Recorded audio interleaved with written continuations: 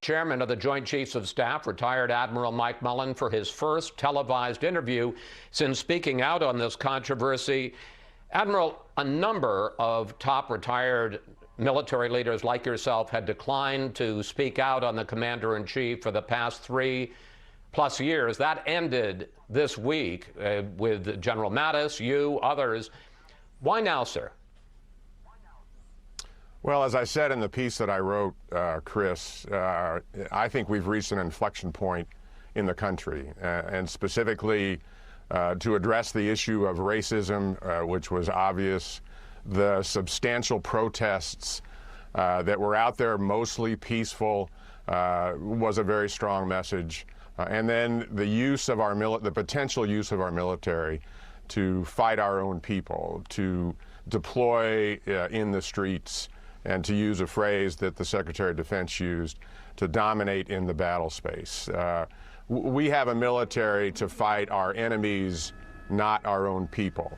And our military should never be called to fight our own people as enemies of the state. And that, quite frankly, for me, really tipped it over.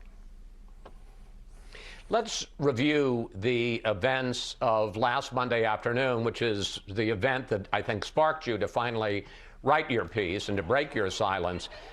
Shortly after 6 p.m., local and federal officers used force to move protesters back from Lafayette Park. President Trump talked to reporters in the Rose Garden. I am your president of law and order and an ally of all peaceful protesters. If a city or state refuses to take the actions that are necessary to defend the life and property of their residents, then I will deploy the United States military and quickly solve the problem for them. Then the President and Defense Secretary Esper and the Chairman of the Joint Chiefs, General Milley, walked from the White House across the park and over to St. John's Church. Why specifically was that so objectionable? And speak to what you just heard Secretary Wolf say, which is we didn't want to take options off the table. We didn't end up using active duty military, but we didn't know where we were going to be in terms of violence in the streets. Well, specifically, Chris, the active duty troops that were brought to D.C. were part of the 82nd Airborne, which is a ready brigade. They're deployable on very short notice. So physically, did they really need to be in D.C. Is one question. And when you move them that close, they are very much at the ready. And in my own life, when I was about to graduate from the Naval Academy in 1968, the reflection back to Washington, D.C. in the spring of '68, when Martin Luther King had been killed. Bobby Kennedy was killed the night before, or the day I graduated from Annapolis. And I see this reemerging, and from a war, quite frankly, where the United States military lost the respect and the trust of the American people. We've regained that. And in very short order, should we get into conflict in our own streets, there's a very significant chance we could lose that trust that it's taken us 50+ years to restore. That's what's in play right now.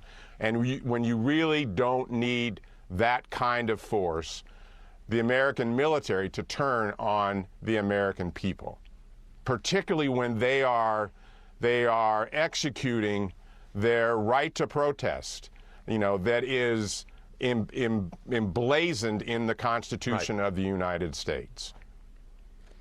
As I noted with Secretary Wolf just now, Defense Secretary Mark Esper broke with the President on Wednesday about the idea of calling in active duty military. But here is what he said on the conference call with governors on Monday. Take a listen.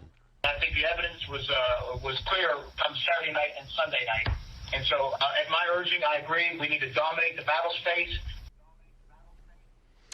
Do you think that Secretary Esper and the man who now has your former job, the Chairman of the Joint Chiefs, General Milley, do you think they should step down from their positions? Stepping down from a position like that is really a personal decision. I don't know Secretary Esper I know Mark Milley pretty well. I know Mark is working hard to represent the United States military in every single way. I know he has pushed back on the president with some of the federalization, if you will, of this mission. And I think he will work hard to do his duty every single day. I think he's in a uniquely difficult position. That job's tough no matter when you're there, but he's in a uniquely difficult position because of this president.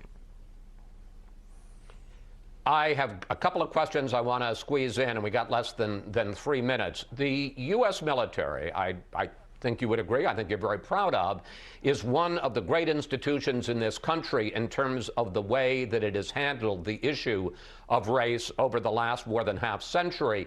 Are there lessons from the military and how they handle race that you think are applicable to our nation's neighborhoods? Well, I think what's in question right now, back to sort of the tipping point, is this is a moment, I think, of moral clarity and support of our values, which certainly involves the equality for all, equal justice under the law.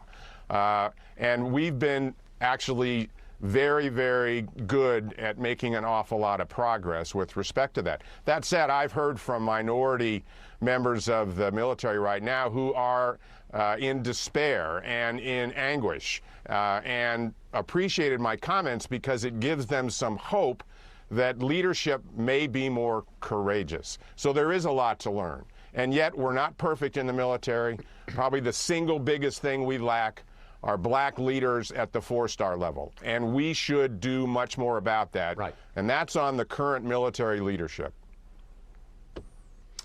I want to pick up on a comment you made just before that when you said that General Milley's in a particularly difficult position given this president.